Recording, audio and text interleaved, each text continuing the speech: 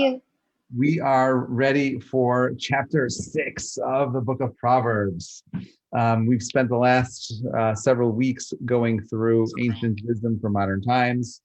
We're trying to get a deeper understanding of King Solomon's wisdom that he imparted so long ago. And what we're trying to do is, unravel some of these very deep esoteric ideas and walk away with some insights for ourselves. So in chapter 6, we're in Mishlei chapter 6. King Solomon says as follows. He says, "B'ni l'chachmati hakshiva l'tvunatai het aznecha." My son, listen to my wisdom. Lean your ear to my understanding. L'shmor mezimot v'dat sifotecha yinotzru.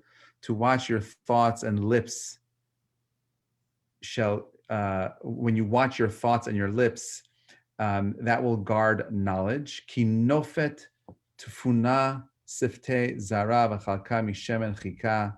For the lips of a strange woman drip honey, and her palate is smoother than oil. This is the wrong chapter. This doesn't make any sense because we did this like last week. Let's go on. Bini, sorry about that. Sound familiar, right? Bini, my son, im arafta la'arecha tik'ata lazar kapecha. If you have stood with certainty for your fellow, and you gave your hand to a stranger. That means, second, someone is not muted. Okay, I got you. That means that when you have committed to someone, okay, you made a commitment with monetary matters. That's how Rashi understands it. You gave ahead and someone said, I need help, and you committed to that person to give them help. No kashta bimrei picha, no kalta bimrei picha. You have been trapped by the sayings of your mouth, and you have been caught by the sayings of your mouth, which means that once you commit to something, it's powerful. We don't appreciate the depth of what our words actually, commit to. When we say something, when we use our speech, when we commit to take on a task, when we say we're going to help someone, when we say we're going to do something, okay, that is real. That has real, genuine consequences. And I think that, in a world where, which we live in today, where words are so cheap, and people say all kinds of things, people type all kinds of things, people say all kinds of things, with no impunity, no pause, no thinking. Our words become cheap. But there was a time where King Solomon, describes a world that you and I can still live in today, a world where words actually matter. When someone says, I'll be there, I'll help, they mean it, not just lip service. When someone says, I want to help you, they're not just saying it to make you feel good. They're saying something because they truly, deeply, genuinely want to be that person to actually help you. So there is a guarantor, okay? And you become a co-signer. You become the person that is co-signing and agreeing to go ahead and help this person through a loan, let's just say. This is how we'll understand it, okay? So, says Zot, Ofo beni v'hinetzel ki ba'at b'kaf re'echa lech titrapes v'rahav re'echa. Do this, my son, to be saved, for you have come to your friend's palm. Humble yourself and give your fellow, rahav re'echa, the best of you. Okay, so what does this mean? So he says, go humble, right? In Hebrew, hold on a second. We have someone who just joined who is muted, but I got you. Okay. What does it mean to be humble? Okay. If you think of it like this, humility means that you have the power, the ability of giving of yourself completely to someone else. It means making yourself small. Humility is the power of recognizing that you can be so big, or that the situation requires that you become so small. That's what humility is. Humility is not this trait of just having no backbone at all. That's a mistake. That's not what humility is. Understanding how to respond in the situation you're in. So he says, number one is humble yourself. Okay. So how do you humble yourself? You open your palm out. This is an act of submission. right? I'm humbling myself. And it's powerful, the idea of someone coming and asking you for help, stretching out their hand, asking for that help. This represents the five fingers. Five is always emblematic of Hey, the letter Hey. That's He, the name or the letter of God. The person with the outstretched arm is the long arm is a Vav, right? That is the second letter of God. 6 days of the week, the number of the physical universe. The person on the other end is also stretching out his hand, right? And he also has his five fingers. So that's 10, that's Yud He Vav Ke. So they say that the act of supporting someone, the person who's requesting, who's stretching out his hand for help, and the person giving, together combined, they actually bring the divine will into this world. This is how we bring godliness in the world. So there's two parts of this, which most people don't understand. People always think that I want to be the giver. And the giver is the most amazing thing you can be, which is true. Who wants to be a receiver? Everyone wants to be a giver. But you have to be mindful of the fact that giving creates a reality where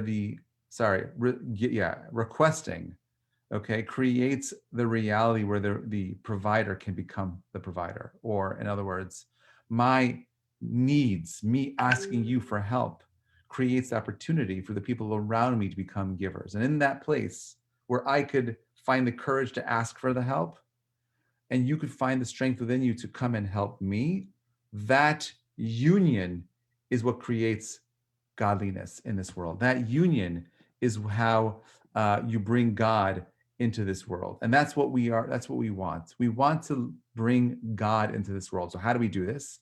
We do this by humbling ourselves to ask for help, and humbling ourselves and saying that I can be the one to help that person. Okay. So he says, Al titen shena le'enecha u'tnuma la'apapecha, give no sleep to your eyes, nor slumber to your eyelids. Hinetzel kitzvi mi'ad kitzipar mi'ad yukash. Save yourself like a deer from the hand and like a bird from the hand of the snare. Okay. We're talking over here about like going above and beyond your ability. How do you do that? You got to be motivated. Okay, lech el namala etzel re'ed arkecha v'chochma. Go to the ant, okay, and you lazy one, and see the ant's ways and become wise. What do we learn from ants? Okay, we learn from an ant that an ant has a mission. Okay, the ant is clearly dedicated every single moment of his life to accomplish the mission for the greater colony of things, right? We don't have that kind of clarity. But the ant doesn't complain. The ant isn't, going to his therapist and getting help because he's working too hard. The ant is clear and firm that it has a job to do and nothing will stand in its way from accomplishing its job. There's a certain level of, commitment on the ant's part that we don't understand. We don't relate to. The Vilna Gaon says that this verse alludes to three qualities that can be learned from the ant. It's good deeds, right? It's fine attributes, and it's wisdom, right? When someone is sluggish, right? Someone is sluggish in performing good deeds, he should learn from the diligence of the ant, right? And the ant, what does he do? He gathers all the food and he's going helping everyone, in his colony. An ant doesn't touch something that doesn't belong to another ant. When one ant is involved in carrying a little crumb, there's no ant stealing his crumb, right? You don't have like the ants piling up on the ant saying, oh, we want that crumb, because they all recognize that each ant, while separate and has a unique identity, they're there to serve the greater needs of the colony, which means that an ant's job is to be in service. Similarly, we are meant to be in service, okay? And lastly, an ant stores its food in such a way that it will not spoil, okay? Which means that there's wisdom in how he takes his stuff and preserve it. Again, not just for himself, but to be able to generate wealth for the other people around him. And I think this is something that we take for granted a little bit, and people misunderstand, specifically about Judaism, I think, as well, and spirituality in general. And the idea is like this: everything that we do is selfish. Every motivation we have is selfish. Even the ant on some level is selfish. And that's okay. It's okay to be somewhat selfish. I want you to be selfish. But I don't want the selfishness to be the core of why you're doing what you're doing. Do what you're doing for selfish reasons so that you can selfishly give back to the world.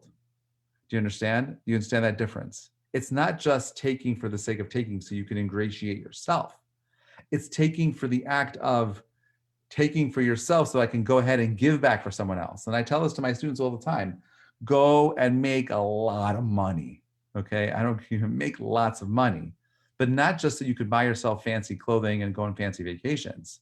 Make that money so you can give back and help the people around you. If you have the ability of making, a lot of money, then you have a responsibility to make that money, but not just to make it so you could drive a fancier car, so you can make it and actually support the world around you.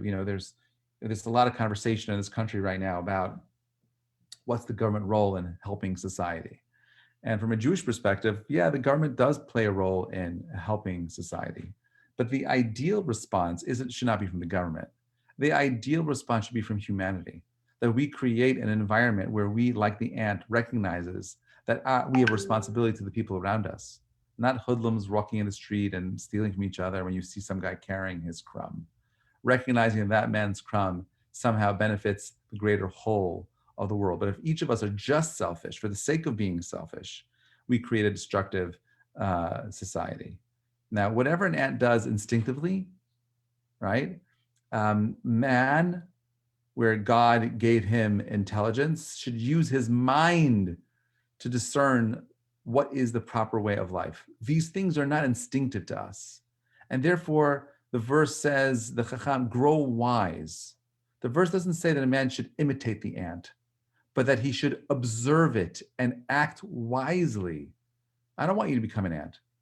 I want you to become a human being. An ant's diligence in collecting more than it needs should not be misapplied to amassing all kinds of material wealth, but rather to amassing spiritual wealth. And therefore, the drive that we have to go and make our money, should be to give the others, but also should allow us to alleviate our time so we could actually create a space where we could develop ourselves, right? This is how we look at the physical world. We don't see it as it's not just a distraction. It's not just an impediment, but it's actually the spice, the juice, the platform by which we use the physical world around us to develop a spiritual reality. And this is a very powerful, profound idea. King Solomon wrote this, remember, 2,500 years ago. We're speaking about it today, and it's still so relevant to all of us. How many of us end up going into careers, jobs to make money, and we lose ourselves to our profession, not recognizing that the job that we have is really a para-profession, so that we could actually work on the real job that we have, our true profession, which is the book of me, or the book of you. You have a responsibility to develop yourself. And this is true for men and for women.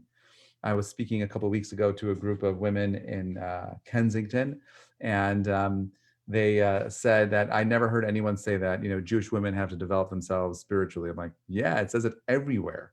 It's clear that everyone has a responsibility to develop themselves. And just because a woman may get, she has the ability of foregoing some of that development for the development of her family and home, that does not mean that she doesn't have no responsibility for her development. Obviously, we want her to develop herself, but if she has to choose between her personal development and her kids, family comes first. But let's say the kids are out of the house, or the husband's making enough money where the kids can be taken care of with a nanny or someone else. She has a spiritual duty, responsibility to develop herself. It can't just be that the guys are going out there and learning and the women are not.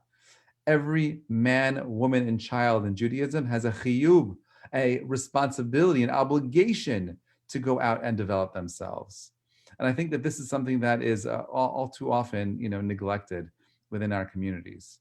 So he says, Lech el namala etzla, go out to this ant, go out, watch its ways and become wise. Asher ein la katzin shoteru mashel, the ant has no chief, overseer, or ruler. No one's watching over the ant and telling you what to do. Tachin b'kayetz choma, The ant prepares her bread in the summer. Agraba katsia ma'achla, and she gathers her food in the harvest. This ant gathers a food, each one of them, and does not rob her companion. She is focused clearly on what it is she is supposed to do. There's no guard, there's no ruler over her. Ein la katzin shoteru moshel, has no one to rebuke it. There's no one there to motivate it. There's no one there to tell him what to do. And we're not worried about stealing. Nevertheless, it does everything it needs to do to gather its food.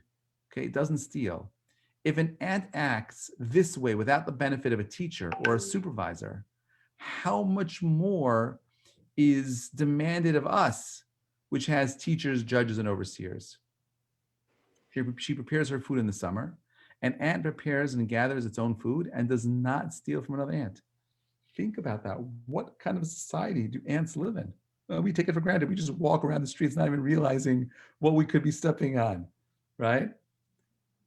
Agraba katsir machla, and she stores up her food in the harvest. So just as an ant instinctively prepares its sustenance when food is available in the field, so too a person must make his or her preparation within his or her power to do so. How many of us really prepare for anything today? Like we just kind of wing it. It's like day by day, we just go into things. Harvest and summer are metaphor for youth and old age. A young person has to harvest large amounts of Torah, and in old age, he endeavors to comprehend it fully. That's the Vilna Gaon. In the future, the wicked will ask for a chance to repent, and God will say, fools, this world is like weekdays, and the world to come is like Shabbat. One who did not prepare before Shabbat will have no food to eat on the Shabbat. And these things are all metaphors for the world that you and I live in. So here you have a reality where the Torah is telling us, or Shlomo Melech is telling us, look at the ants, look at the world that they have created, look at the universe that they are living in, look at the motivation. How are we motivating ourselves? How are we how are we using our time to plan our lives, not let life happen, but what are we doing to make life happen? What are we doing today to ensure that we have a brighter future for tomorrow? Oh yeah, Rabbi, I'm doing that. What do you mean? I have a 401k plan. I'm putting away money all the time. Yes, do that. Have a very large 401k plan. But how many people prepare for the challenge of old age? How many people plan for a reality where we no longer have the vitality of our youth, where we no longer have that strength to run around and do all sorts of things that we would like to do? So imagine this for a moment. God willing, you turn 65, 67, 70, and you're ready to retire. Well, now what? You have all your money. You've paid off your mortgage, God willing. Okay. You can buy all the food you need. So what's to live for? What's the next plan? And I can't stress this enough. Every single one of us needs to have a plan, a strategy that develops the mind and the soul. You have to have a goal that allows you to envision what it means to master your neshama, to master your soul, to master your guf, your body. You need to have a plan. And if you don't start harvesting now, it's going to be too late. Too late. And the truth is, the Gemara says that if you have a sword on your neck and you want to do your teshuvah, you still have time to do teshuvah. There's no time like now. There's always an opportunity to grow and develop into something bigger and more.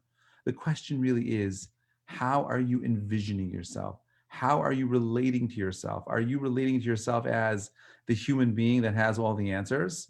Or are you the person that is going to humble yourself, open yourself up, allow that godliness to come in, and develop a reality where you can either be the giver, the provider, and bring God into the world, or reach out and ask for help so that someone else can be the provider, so you could be the receiver and bring God into the world.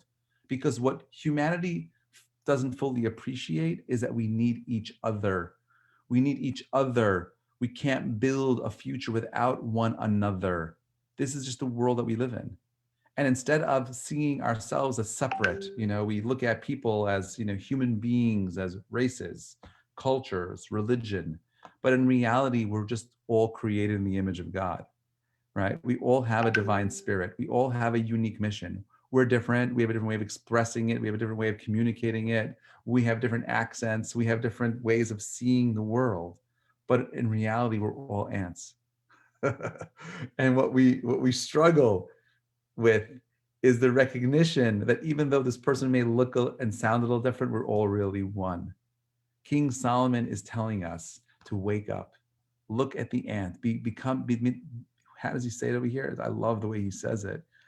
He says, Lech el namla etzel, go out and you lazy one, and go to the ant. Ure'eh darkeha v'chachma, watch her ways and become wise.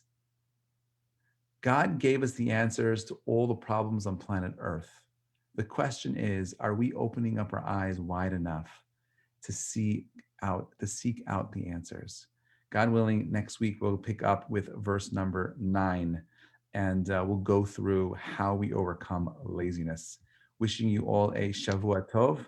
Wishing you all a Tu B'Shvat Sameach. I will post something, God willing, on Tu B'Shvat. I have a really cool idea that ties into this for Tu B'Shvat. I'll post it for you, God willing, this week. Hoping that each of you recognize that we are all one, that we are one soul, we are part of one greater mission, and that we need each other, whether we need to become humble enough to open ourselves up to let other people in and help, or become those providers that are willing to go out there and do good. Have an amazing week. Shavua Tov, and thanks for listening, everybody. Thank you, Rabbi. Thank My you. absolute pleasure, Bye. everybody. Have a Bye. great night and a great week. Bye. Thank you. Pleasure. Thank you, Rabbi. My pleasure. Thank you so much for listening, everybody.